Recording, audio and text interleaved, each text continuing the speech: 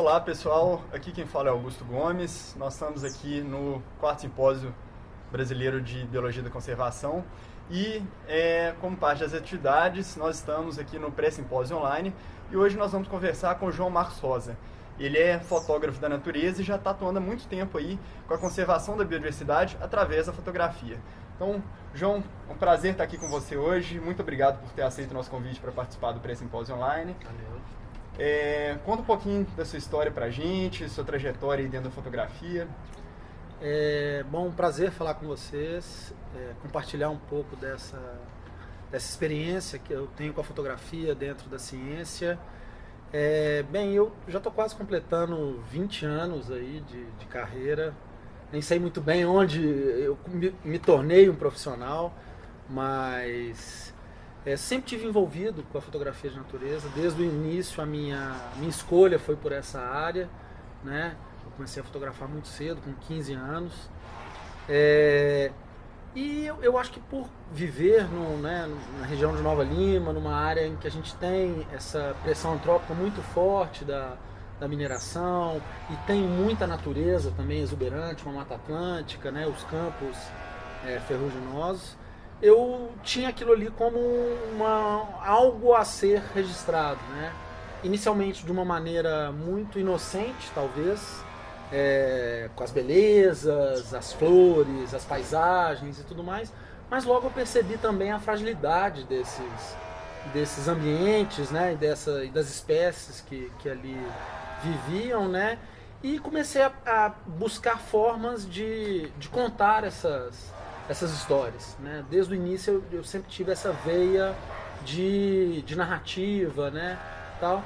Então logo eu comecei né, já estava na faculdade de jornalismo, a minha formação é de jornalista, né, e logo comecei a propor pautas dentro do jornal da faculdade, logo depois para veículos fora ali, e fui vendo que era uma temática que não era muito abordada.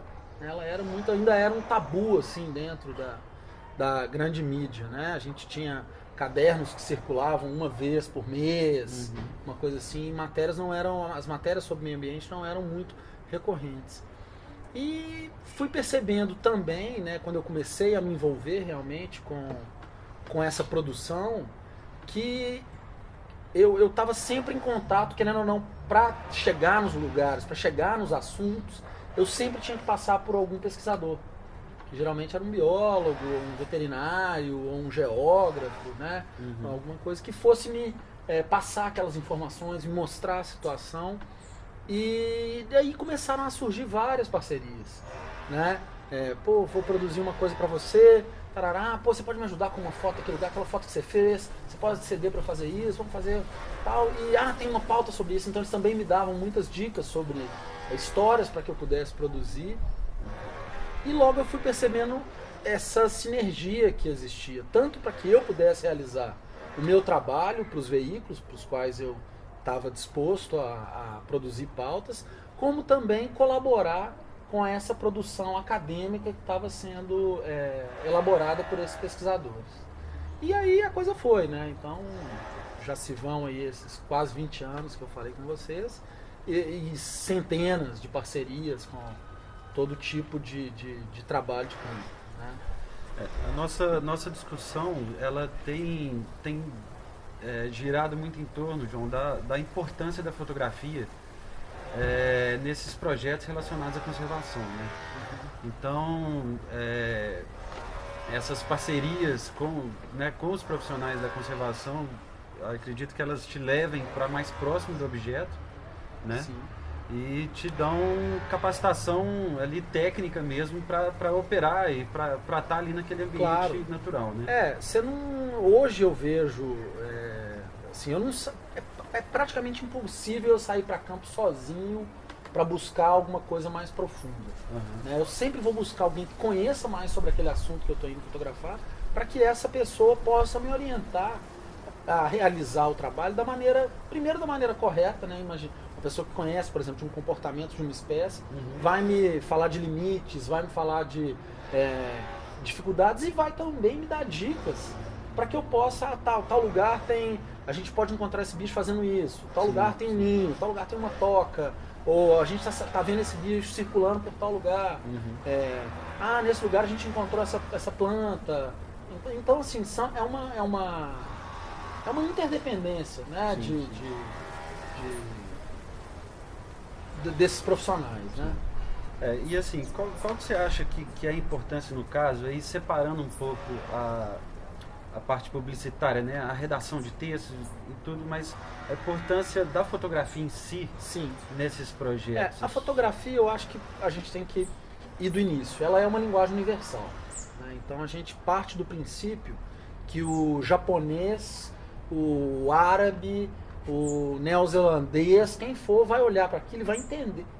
Né? Pode ser às vezes uma coisa muito complicada, mas assim, ela não requer palavras, né? Então você vai olhar para uma imagem e, dependendo se não for um micro-organismo, você vai conseguir ler aquela cena. Né? É uma linguagem mais democrática. É uma linguagem muito mais democrática. E a gente tem ao contrário disso, né, a linguagem acadêmica, ela é uma linguagem muito rebuscada. Ela é uma linguagem que ela é para quem está dentro da academia. Ela é para quem entende daquele assunto. Você pega, às vezes, um cara que é um botânico, vai ler um artigo de, sei lá, de um... Você não vai entender nada, né?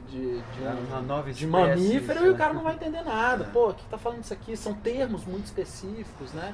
Então a fotografia, ela entra para quebrar um pouco dessa rigidez, né? Dessa couraça do texto científico, que, claro, é totalmente necessário. Eu acho que para produzir a ciência, ela tem que ser explicada da forma correta, né? Então os termos têm que ser aqueles, mas a gente precisa pensar também em um pouco além disso, né? Não falar somente para os nossos pares, né? A gente tem que fazer com que essa linguagem, né, quanto essas imagens que traduzem esses trabalhos extrapolem essas mídias, né, que são muito voltadas para o meio acadêmico. Sim. E dentro dessa trajetória aí que você contou de 20 anos de trabalho, a partir de que ponto em que você começou a enxergar a fotografia como uma ferramenta ali para a conservação da biodiversidade, uma ferramenta de atuação, quando que ela deixou de ser simplesmente um instrumento de trabalho para virar também um instrumento de ativismo? Em que ponto que isso apareceu? Eu acho que isso para mim foi muito claro, porque eu comecei, já fotografava para várias revistas, já estava trabalhando para a National Geographic, e quando eu comecei o projeto da Arpia, a ideia era fazer um grande documentário. Vou fazer um grande documentário de um bicho muito legal, com coisas grandiosas e tudo, né? Pesquisadores trabalhando em cima de árvores. Ele tinha um apelo muito forte, mas eu enxergava aquilo como uma coisa estética e informativa, basicamente, né? Eu estava novo, né? Era a minha primeira grande reportagem. E aí eu fui percebendo no envolvimento com os pesquisadores a necessidade que eles tinham de se comunicar e a falta de material que eles dispunham para fazer isso, né? E ferramentas também, né? Então, logo na segunda campanha, quando eu voltei com as fotos para Manaus, né? Que aí eu trouxe impressas e tudo mais, aí eu lembro que a Tânia já colocou na porta lá do laboratório dela, e sabe, umas coisas assim que foi mostrando para outras pessoas, e aquilo foi tomando uma outra penetração, né? O trabalho que ela fazia, que era uma coisa que você não tinha registros belos das cenas dos pesquisadores trabalhando, ou mesmo do bicho, passaram a gerar interesse em pessoas que não tinham não estavam assim, não viam, não podiam ver aquela beleza, porque as imagens que chegavam eram imagens que eles fizeram de registro, né? Feitas de uma maneira para simplesmente serem inseridas dentro de relatórios ou de artigos, né? Sem o cuidado que um profissional da fotografia teria. Isso é uma coisa interessante, porque a fotografia, nesse sentido que você comentou, ela permite transpor realidades, né? Você levar uma vivência de uma pessoa para uma pessoa que não pode estar ali, e ela poder ter acesso àquele lugar, àquele ecossistema, a uma situação em que... Entendendo a grandeza, às vezes, do lugar, né? Porque você está num lugar lindo, maravilhoso, aquela cena, aquela coisa toda acontecendo, mas aí você você não tem capacidade técnica e estética para transpor aquela cena pra tela, né? Pro filme, pro sensor, né? Então você acaba perdendo a chance de mostrar aquela beleza, ou às vezes a tristeza daquela cena, né? Dependendo do que for. E seguindo só um pouco nessa, né, onde foi que eu vi a importância, foi quando eles começaram a me pedir o material para usar nos materiais educativos que eles tinham, que eles produziam, que eram materiais inicialmente muito técnicos, né, e passaram a ter esse componente estético muito forte, até por orientação minha também. Falei, não, bota uma foto grande na capa, a pessoa tem interesse inicialmente, depois abrir lá dentro para ler os tópicos, separe em tópicos, coloque sempre uma foto sobre aquele tópico para a pessoa entender que uma coisa tem a ver com a outra, às vezes ela visualizar o que é aquilo que você está falando, né? Então eu fui percebendo que isso, falando de material para educação ambiental, ou mesmo para apoio à pesquisa, já que eles usavam muito esse material para busca de ninhos, né? Ajudar nessa coisa de encontrar ninhos.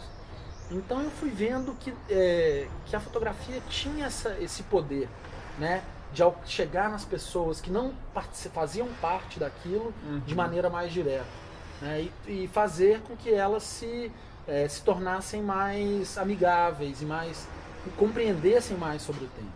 Interessante. Nesse aspecto aí eu acho interessante que não somente a fotografia ajudou então nesse caso, né? Acho que a sua formação... Sim, eu acho que é a comunicação, também... né? É a comunicação. Eu não consigo abordar, eu acho que assim, sim, a fotografia, mas a fotografia é comunicação.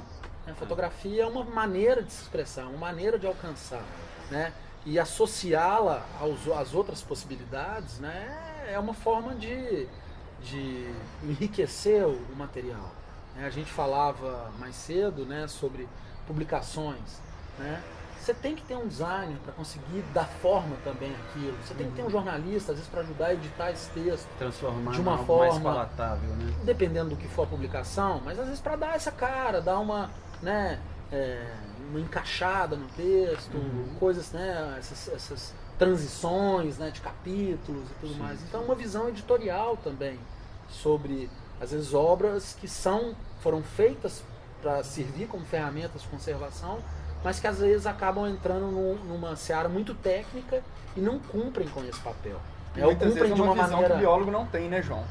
O biólogo ele não tem essa formação editorial de entender a importância disso, e daí também a importância de uma equipe multidisciplinar, sim, né, para poder... Eu acho que a gente tem que entender que cada um tem a sua formação, né, a gente tem que valorizar todas essas formações, né?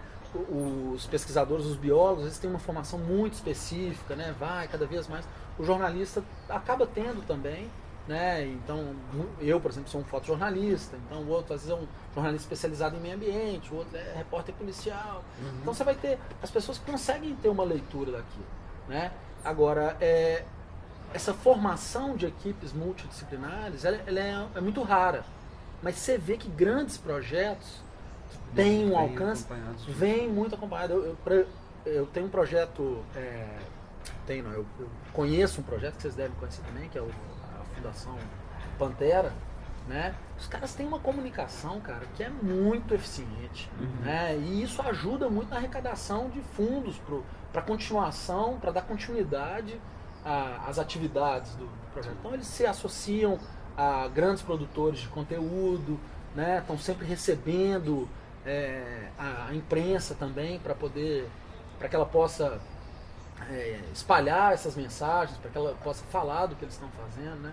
Então é muito importante ter essa visão, porque às vezes a gente precisa de assessoria.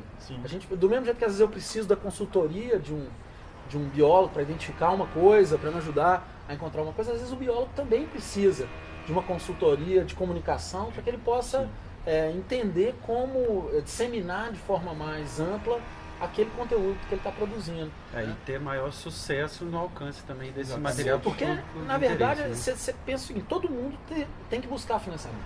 Né? Então, assim, quanto mais gente saiba do seu trabalho, conheça o seu trabalho, maior é a possibilidade que você tenha gente interessada em te ajudar, ou indicar alguém, ou falar, nossa, isso aqui pode...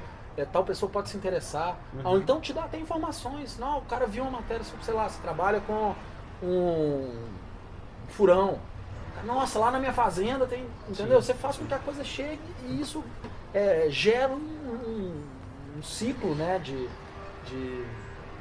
que é retroalimentado dentro desse processo. Eu acho que, inclusive, João, ainda dentro desse tópico em especial da comunicação, parte dos projetos que a gente vê que tem uma ideia interessante por trás, mas que não são bem sucedidos, tem a ver com algum tipo de falha na comunicação, né? Às vezes ele tem uma proposta interessante, ele tem uma ideia interessante de trazer um retorno para a conservação, né? A atuação prática do projeto é muito bacana, mas falta essa divulgação, falta eles mostrarem para a sociedade qual que é a importância daquele trabalho, o que está acontecendo por trás, e não simplesmente publicar num periódico científico, né? Que vai ficar acessível para muito menos pessoas, por ser uma publicação em inglês, por ser uma publicação muito mais restrita, numa linguagem difícil. E eu te falo mais, eu acho que você ter essa interface de comunicação ampla, né, com o público leigo, vamos dizer assim, é uma forma também de demonstrar transparência, de demonstrar que você está fazendo, que está realizando. Então, por exemplo, a maioria dos recursos muitos dos recursos são públicos, né? Então é uma forma também de prestar uma certa conta também, um retorno. Você tá, eu estou ali, estou trabalhando, estou fazendo isso, então veja, a gente está aqui, tal. Então, você tem esse buraco que fica, né, e que ele tem uma possibilidade muito simples de ser, tem é simples de resolver isso, né? A gente falava hoje mais cedo disso, que às vezes não tem grana para colocar contratar um fotógrafo, contratar um jornalista, pega a equipe que vai participar daquele projeto, realize um workshop de capacitação, capacita, né? O cara fala, eu preciso que você traga isso, cara, pensa nisso, usa esse formato de arquivo na sua câmera, faz esse workflow para você não perder o material, lembra de anotar o nome das pessoas que estão lá, pegar o endereço para depois a gente poder mandar. Então são coisas que às vezes o comunicador está muito mais acostumado a fazer e que, claro, o cara que está em campo bitolado naquilo e ele está certo de estar bitolado naquilo, não vai pensar. E aí depois, no futuro, quando ele precisar mexer nisso, aí já é tarde. Entendeu? A foto que ele fez estava lá no JPEG small, ele não vai conseguir usar. Há o nome do cara que era, aquela foto, aquele retrato do cara que está segurando o bicho, não tem o nome do cara, a gente não tem autorização do cara para usar essa imagem, tal. Então, são orientações que às vezes podem, né, resolver realmente grandes problemas dentro da comunicação desses projetos. Legal demais. Acho que nesse início de conversa deu para ficar bem claro assim, como que a comunicação, como que a divulgação dos projetos ela é importante, tanto para o sucesso do projeto em termos de retorno ali com a sociedade, né, quanto de ações para conservação. E puxando a linha dos projetos que você comentou já, da ARPI, de outros projetos que você participou, conta com um pouco mais de detalhe para a gente quais são os projetos que você já participou, que tiveram essa linha de conservação da biodiversidade, os projetos de documentação da natureza, e como que você acha que esses projetos podem ter contribuído, como que a sua atuação como fotógrafo ali pode ter contribuído para a conservação e para o sucesso daqueles projetos ali dentro da academia também. Sim, eu vou puxando o fio aqui, porque também uma coisa vai puxando a outra. Claro. É muito engraçado isso, porque você acaba tendo uma cadeia de eventos que é muito conectada. Eu trabalhava com a Arpia, né, fiz esse trabalho grande da Arpia, esse documentário para a National Geographic, essa matéria, e depois segui trabalhando com eles e tal. Nesse meio tempo, antes isso era 2006, quando eu publiquei a reportagem, e logo na sequência eu fiz um trabalho grande com as ariranhas, né, com o Fernando Rosas, do INPA, e a Ellen Valdemarim, do Rio de Janeiro, trabalhando no Pantanal e na Amazônia. Também com eles uma sinergia muito interessante, né? Eles já tinham uma compreensão grande da importância da comunicação, o Fernando principalmente, era um cara que já tinha a cabeça muito aberta para isso, né? Então abriu realmente as portas, facilitou e investiu tempo para que eu pudesse produzir esse conteúdo. E aí depois, 2008, o pessoal da Arpia começou a trabalhar em Carajás, encontraram alguns ninhos lá, né? Na verdade os ninhos já sabiam deles, mas eles ficaram, a gente já sabia de um, ele ficou ativo e encontraram outro, um segundo, e eu fui começar a trabalhar naquela região que eu nunca tinha visitado até então, né, no sul do Pará, no mosaico ali de Carajás. E aí a gente teve a possibilidade de produzir um livro, né, a gente conseguiu um patrocínio para fazer o livro, e pela gestão da unidade, né, você tinha uma gestão que começou a enxergar, após a publicação disso, começou a enxergar a importância da comunicação, dessas ferramentas para comunicar, para chegar mais longe, né, do que eles conseguiam. E então a partir daquilo se desdobrou em vários projetos ali dentro. Né? Então com o Fred, que é um grande parceiro, né, que é o gestor lá do mosaico, né? Ele é chefe da Fona, mas ele é o, não sei como é que fala, mas é o cabeça do mosaico, né? E então daquilo ali foram várias ideias e a gente sempre correndo atrás para viabilizar. E eu vejo assim, claro que eu não vou falar, nossa, a fotografia foi responsável por ajudar a criar o Parque Nacional dos Campos Ferruginosa. Não, mas cara, querendo ou não, as imagens trouxe uma identidade daquilo. O projeto que a gente fez, né, um projeto em conjunto que a gente fez, um projeto muito grande sobre a fauna de Carajás, em que a gente falava também sobre as fitofisionomias ali da região, trouxe também imagens, né, cenas daquela grande diversidade de facetas ali da canga, né, e daquela floresta que é tão especial, né? E com certeza, gente que viu aquilo, né, falou, nossa, pô, não sabia que tinha esse tanto de coisa aqui, porque nem eu sabia, pô, você chega às vezes lá no meio do negócio aqui, tem um buritizal lá no meio do... Então é uma forma realmente de atingir tomadores de opinião, que às vezes não estão tão envolvidos com a parte técnica, o discurso, né, científico, né? Entendeu? De falar, nossa, então isso aqui, né, essa beleza disso aqui, pô, uma árvore linda, um bicho lindo num lugar. Isso faz também com que, né, talvez esse projeto tenha sido mais amplo, né, essa minha atuação em Carajás, para mim, né, eu vejo como uma coisa muito legal, assim, que tomou uma amplitude muito interessante e até hoje eu estou sempre junto, ajudo nessa parte de, né, cobrei muito essa coisa da gente deles criarem redes sociais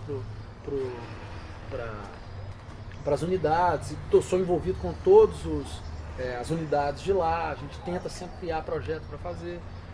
Então ficou uma coisa bem ampla. Depois eu trabalhei um bom tempo com o pessoal do Instituto Vital Brasil, do Butantan, e com o Breno Damasceno, aqui lá na Ilha da Queimada Grande, também um projeto sobre a jararaquilhoa. E agora já tem um tempo que eu estou envolvido com a Érica Pacífico, né, o projeto de conservação da arara azul de Lear, na região do Raso da Catarina, ali, né, na área lá da Biodiversitas, na Fazenda Serra Branca, em Jeremoabo também, e outras áreas onde o bicho né, tem se espalhado ali pelo sertão. E novamente vendo, né, que até um amadurecimento dos envolvidos, né, no uso de ferramentas de comunicação nesses últimos tempos, né? Então é muito interessante ver, né, que às vezes as pessoas estavam mais fechadas ali no que elas estavam fazendo e foram vendo que dependiam de, né, muito até em função de financiamento mesmo. Fala assim, pô, às vezes o cara não tem nada nem para fazer um relatório e, né? Legal demais. E só para entender um pouco melhor essa atuação do profissional fotógrafo ou documentarista de natureza nesse tipo de projeto, geralmente como que funciona isso? Você é contratado pelas próprias empresas, pelo governo, pelo terceiro setor? Como que geralmente funciona esse trabalho? É verba de projeto que as pessoas já direcionam?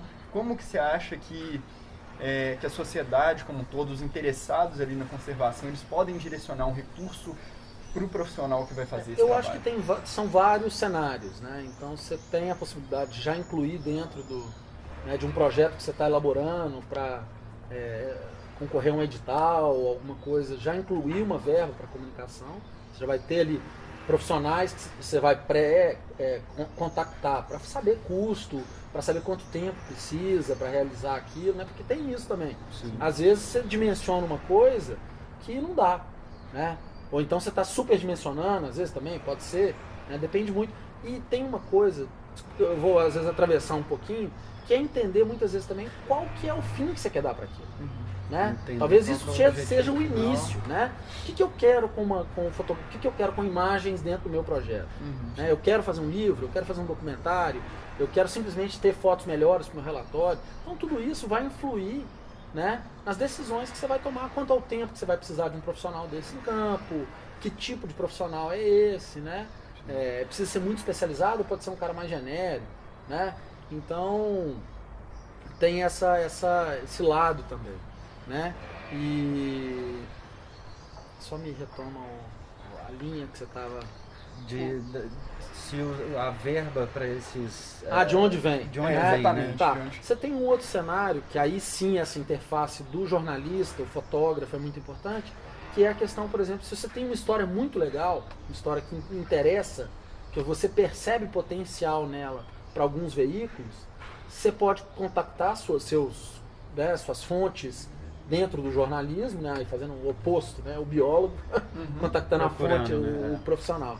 E falar, cara, a gente tem essa pauta, e o fotógrafo ou, né, o editor vai deslocar uma equipe para produzir esse conteúdo, inicialmente para uma publicação específica, mas nada impede que, e na maioria das vezes isso é o que acontece, que esse material depois seja disponibilizado, ou possa ser comercializado, dependendo do acordo, né, para que ele seja utilizado também pelo projeto. Porque o projeto muitas vezes pode facilitar logística, e vários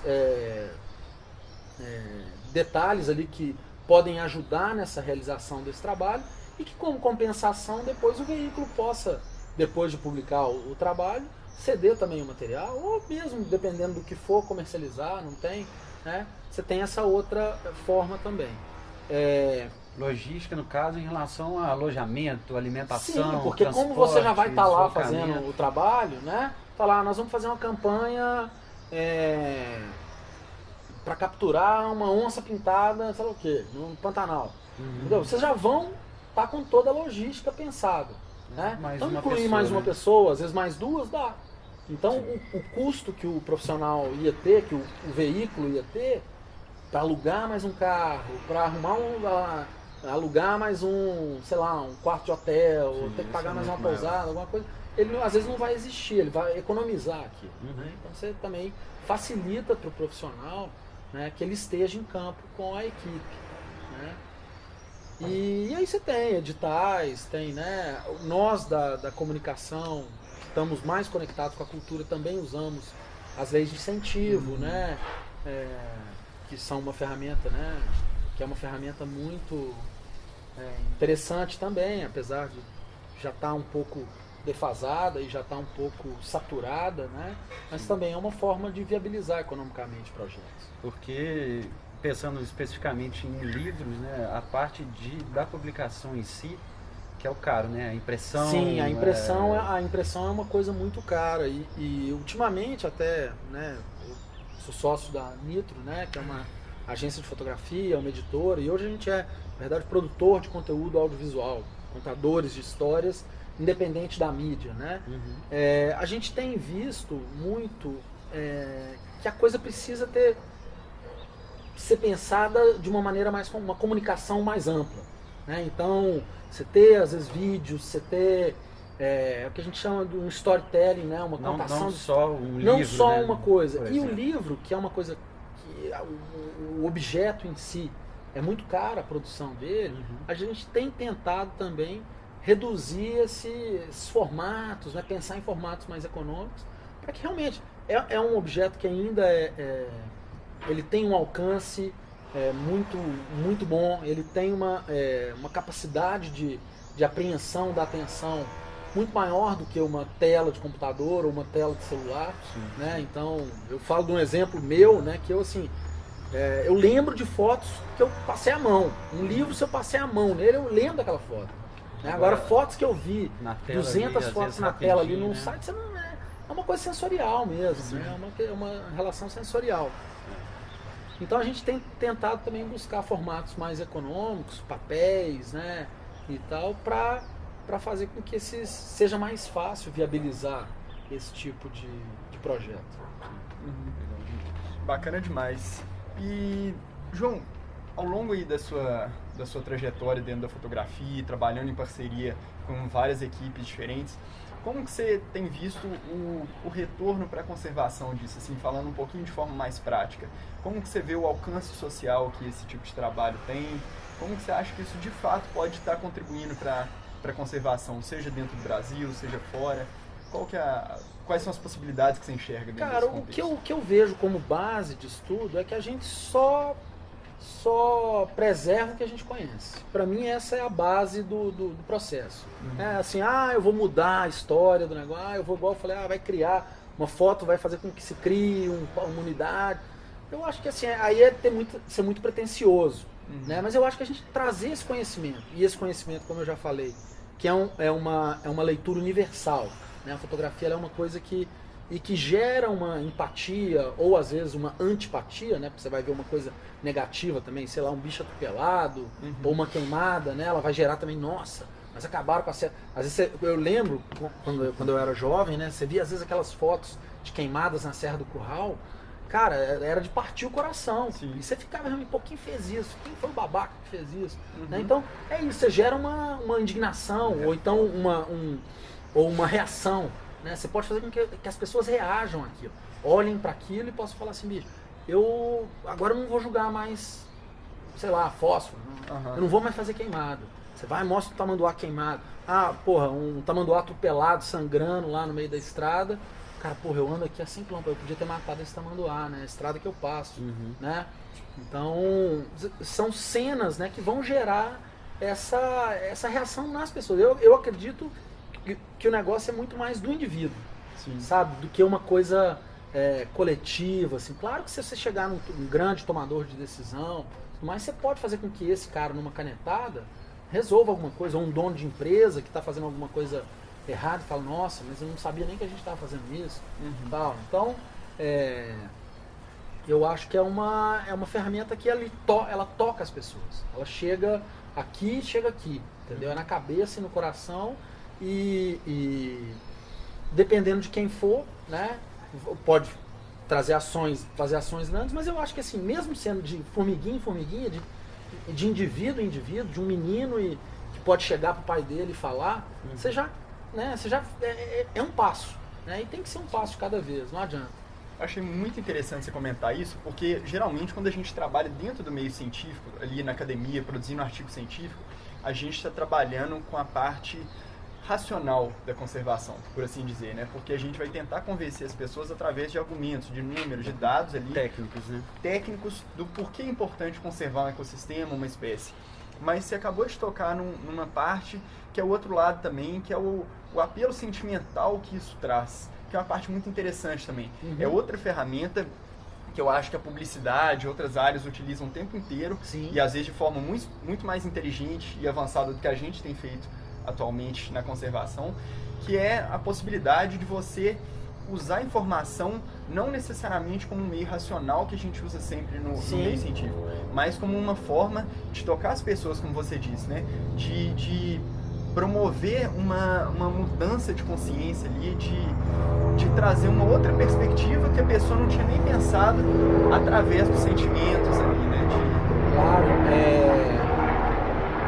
eu acho que a gente tem um exemplo, acho que talvez para mim o maior exemplo desse uso extrapolado da ferramenta, né, imagem e da comunicação como um todo.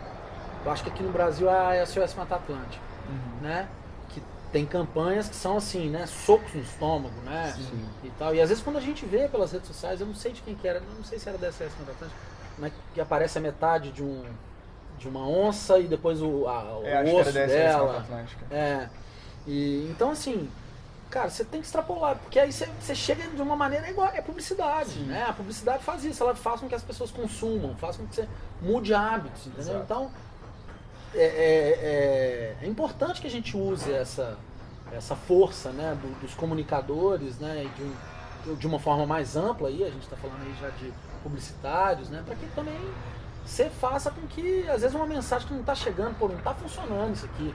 Botar cartazinho lá para falar um toca-fogo não está adiantando. O que falta, né, pra gente provocar essas emoções nas pessoas e conseguir transmitir essa É mensagem isso, a de gente forma mais precisa eficaz. chegar nisso, né? O grande lance é esse, é conseguir fazer com que o cara olhe para aquela imagem ou para aquele produto e fale assim, bicho, pô, isso é legal demais, eu vou ajudar, eu vou colaborar, ou então pelo menos eu não vou avacalhar, né? Ou então olhar para aquilo e falar, nossa senhora, e eu fazia isso, eu tocava fogo aqui, eu caçava, né? Sabe, eu poluía esse rio e agora, né? Acho que é um caso clássico, né, das pessoas que sujam os rios nos quintais de casa, né? E que, antigamente eu pegava um peixinho aqui, agora não tem mais nada, tô descendo garrafa PET aí o tempo inteiro e tal, e às vezes ele vê que é ele mesmo que tá fazendo aquilo. Eu tenho um exemplo muito clássico disso, que eu desde muito cedo eu ia com meu pai pescar no Pandeiros, e eu lembro, no Rio Pandeiros em januário, eu lembro que meu pai, quando eu era pequeno, ele tomava latinha de cerveja e jogava no rio. Uhum. Entendeu? E ainda era aquela de ferro que afundava. Entendeu? E era comum. E aí foi uma questão de muito pouco tempo que essa consciência ecológica já estava sendo disseminada nas escolas e tudo mais, pra gente falar, não, pai, joga aqui dentro, né? Joga aqui que depois a gente guarda, né? Meu pai, por exemplo, fuma, então às vezes eu viajava com ele pegava a bituca e jogava, falava, não, pai, põe um copinho, uma latinha aí com água e joga a bituca dentro. Uhum. São pequenas ações que talvez, se a gente consegue disseminar isso de uma maneira, comunicar isso de uma maneira mais fácil, né, a gente chega nisso, né, e de um por um. Aproveitar essas ferramentas da publicidade que já estão muito consolidadas. E a imagem, né, cara, e a publicidade, e a fotografia, ela usa muito disso, é uma ferramenta muito, tanto a fotografia como o vídeo também, né, que eu acho que tem ocupado um espaço muito interessante, principalmente, né, nas redes sociais, né, que você tem esse compartilhamento muito rápido de informações, né, então os vídeos têm exercido também um papel muito interessante e é uma coisa também que tem me interessado, então eu também já há algum tempo tenho me envolvido de maneira mais tímida, mas também quero que isso seja parte do meu trabalho, né. A difusão de informação hoje, a gente vê que ela é muito mais fácil também do que antigamente, né?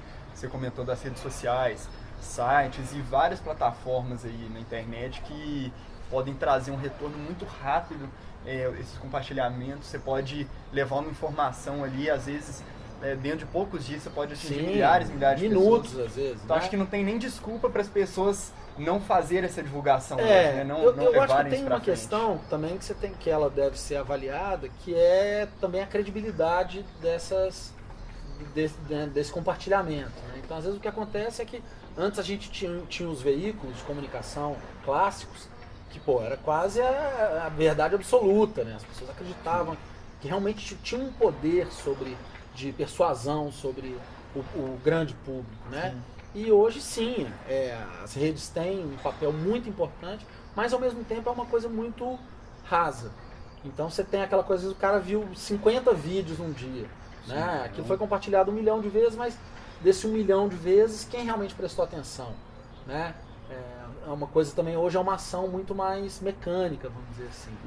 A pessoa passa por um monte de coisa, era aquilo que eu estava falando. Um livro, às vezes, você vai ver, você teve que parar para fazer aquilo. Às vezes você está no celular, você está ali, sei lá, andando e fazendo alguma coisa, tá? Comendo e mexendo. Então você não é uma atenção, né? Você não parou para fazer isso. Às vezes você não está parado para fazer aquilo ali. E a leitura, principalmente, que eu vejo é que ela fica prejudicada. Sim. Né? Então você realmente não tem uma atenção concentrada naquilo ali, né?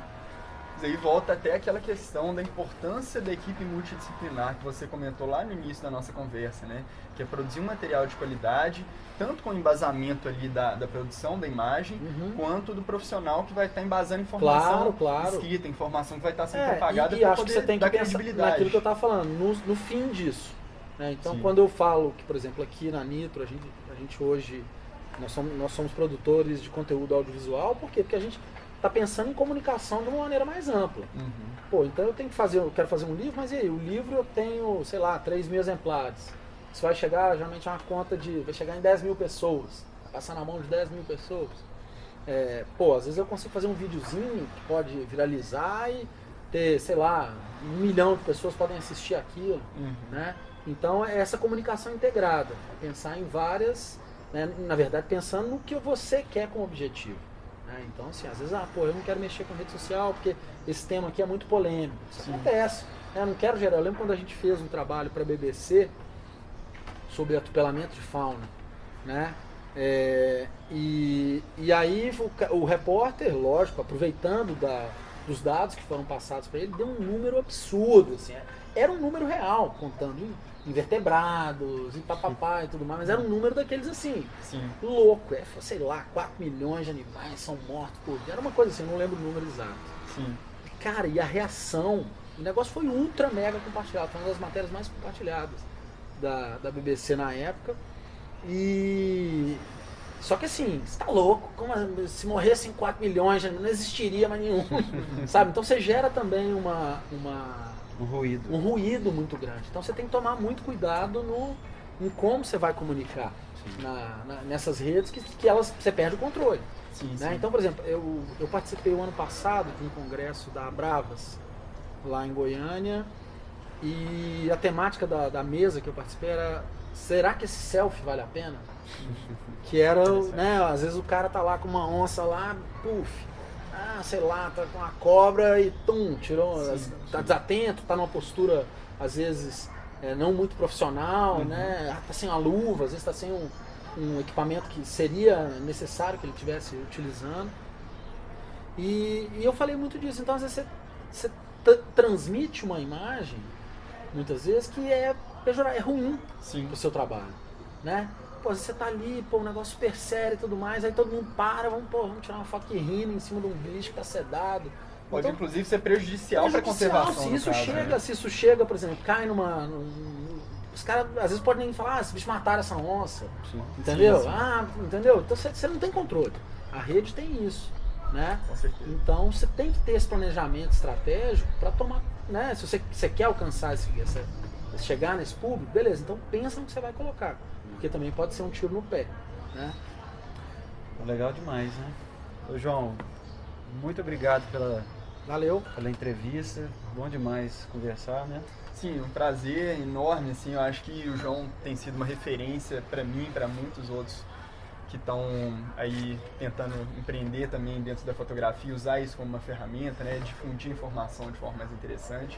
Então, muito obrigado por compartilhar esse conhecimento conosco, assim, por estar disponível para conversar. Beleza, valeu. Até mais, pessoal. Acompanhem nossos vídeos aí. A gente vai ter no final do ano o 4º Simpósio Brasileiro de Biologia da Conservação. E acompanhe o pré-simpósio online. A gente vai estar trazendo sempre vários conteúdos novos, cada mês com um tema diferente. Então acompanhe aí para você ter mais acesso a essa informação e poder ajudar também na conservação da biodiversidade. Obrigado, até mais.